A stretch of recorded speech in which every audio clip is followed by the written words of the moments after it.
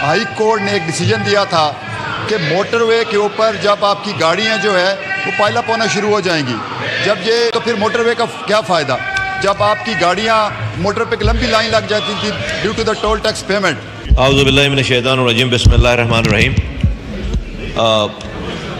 जनाब आली, मैं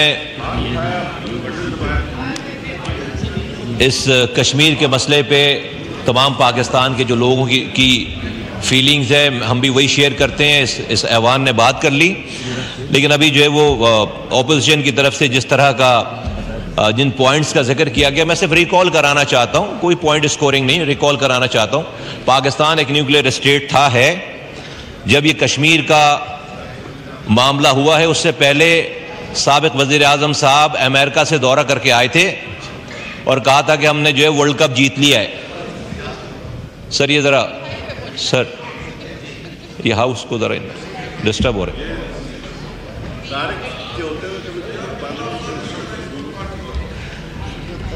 तो बड़ी खुशी मनाई गई थी कि अमेरिका से डोनाल्ड ट्रंप से जो है वो वापसी हुई थी और साबिक वज़ीर आज़म साहब ने यह फरमाया था उनकी पार्टी के लोगों ने कि हमने वर्ल्ड कप जीत लिया है। उनके आने के चंद हफ्तों के दौरान, आई थिंक 1 महीना भी नहीं गुजरा था कि नरेंद्र मोदी ने कश्मीर पे कब्जा कर लिया और कश्मीर को भारत का हिस्सा करार दे दिया। तमाम दुनिया ये समझ रही थी तमाम दुनिया ये समझ रही थी कि पाकिस्तान एक न्यूक्लियर एसेट है, न्यूक्लियर पावर है और इसके ऊपर पता नहीं क्या कुछ हो जाएगा। लेकिन उस वक्त के वज़ीर आज़म साहब ने रिकॉर्ड पे लाना चाहता हूं कि इस कश्मीर के हड़प कर जाने का हल ये निकाला कि जुमे के दिन पाकिस्तान के अंदर ही ट्रैफिक लाइट को बंद करके आधे घंटे हम ट्रैफिक पे खड़े रहेंगे। ये था जवाब कश्मीर हड़प कर जाने का। कश्मीर अभी सच तो जो है वो कश्मीर को हड़प कर जाने का, no cross talk, no Kashmir को हड़प कर जाने का जवाब ये था पूरी दुनिया में। कश्मीर को हड़प कर जाने का जवाब ये था कि आधे घंटे इससे इंडिया की बहुत ज्यादा इनकरेजमेंट हुई। नरेंद्र मोदी को लगा कि भाई ये तो पाकिस्तान को हम पता नहीं क्या समझ रहे थे और ये तो ट्रैफिक लाइट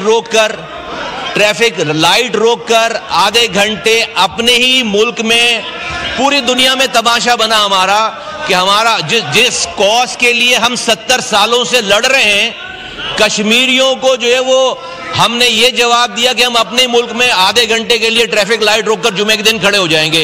ये जवाब था। तो इस जवाब की वजह से नरेंद्र मोदी को इनकरेजमेंट मिली।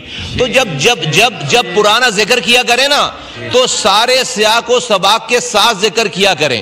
अपनी मीठा मीठा हफ हफ कड़वा कड़वा थू थू नहीं होना चाहिए। आज मैं आपको बताता हूं जनाब आली, जनाब स्पीकर, हमने भारत की इन्वेस्टमेंट को कराची में काउंटर किया है। भारत ने रॉ की इन्वेस्टमेंट कर रखी थी, कश्मीर में 10 लोग मरते थे, कराची में टारगेट किलिंग शुरू होती थी। हम वो लोग हैं जिन्होंने अपनी जानों पर खेलकर हमने कश्मीर का मुकदमा कराची से, वरना आप कश्मीर भूल जाते।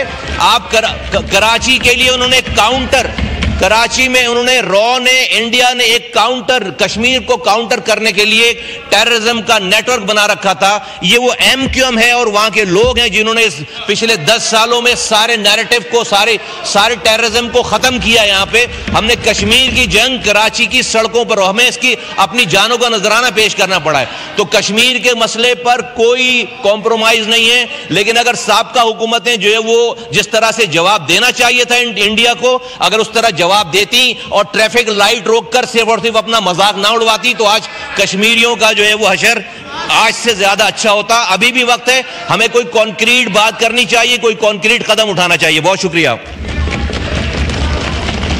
जी। अगर रफीउल्लाह साहब आप जरा ब्रीफ मुझे एजेंडा लेना है प्लीज। बहुत शुक्रिया जनाब स्पीकर साहब, बहुत आपका मैं बेहद मशकूर हूँ कि आपने मुझे टाइम दिया सर इस अहम इशू पर कश्मीर के हवाले से। सर मैं फाजिल मेंबर की बात सुन रहा था जब वो कसीदा पढ़ रहे थे कि हमारे वज़ीर आज़म ने ये किया, तो मैं इनको सिर्फ वो याद दिलाता हूँ, जब वो यहाँ बैठे थे और हम वहाँ बैठे थे तो हम उनसे कहते कि 370 जो खालिक हैं, जो सौदा करके बैठे हैं उस टाइम कश्मीर का, ये वही लोग हैं।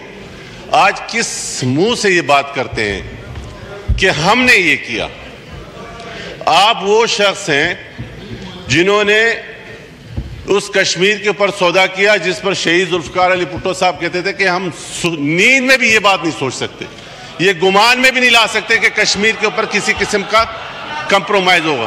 तो इन जैसे संजीदा, इन गैर संजीदा लोगों से आप कश्मीर की इतनी लार्जेस्ट इंटरेस्ट की बात कर रहे हैं, ये इनकी समझ में आएगा?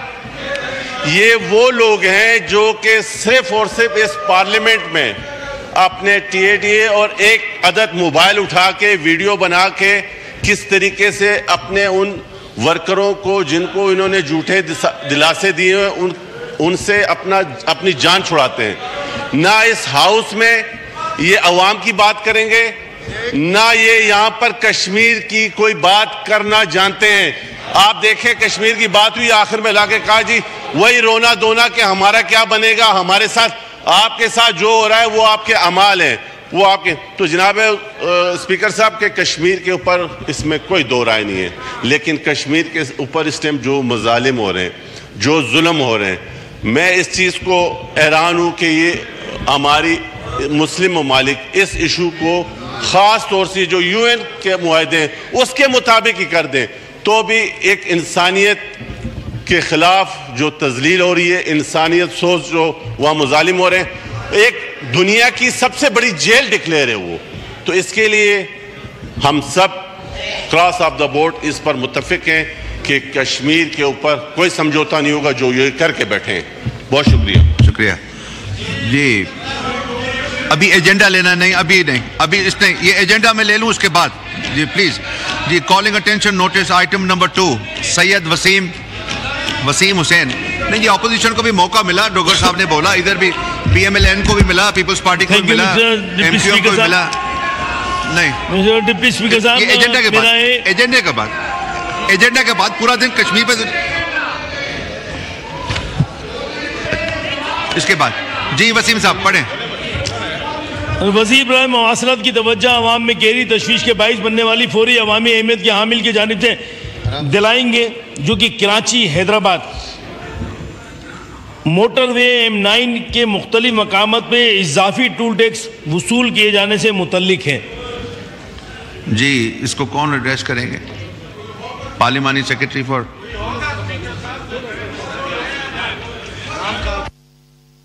जी, गुल असगर खान साहब का माइक खोलें। जी जनाब स्पीकर जी, जैसे कि फाजिल मेंबर ने फरमाया sir basically NHA national highway authority act जो है 91 में हमारा एक्ट बना और 2001 में इसमें अमेंडमेंट हुई। जनाब स्पीकर, ये जो एक्स्ट्रा टोल टैक्स की बात हो रही है, बुनियादी तौर के ऊपर हाई कोर्ट ने एक डिसीजन दिया था कि मोटरवे के ऊपर जब आपकी गाड़ियाँ जो है वो पाइलअप होना शुरू हो जाएंगी, जब ये तो फिर मोटरवे का क्या फ़ायदा, जब आपकी गाड़ियाँ मोटर पे एक लंबी लाइन लग जाती थी due to the toll tax payment.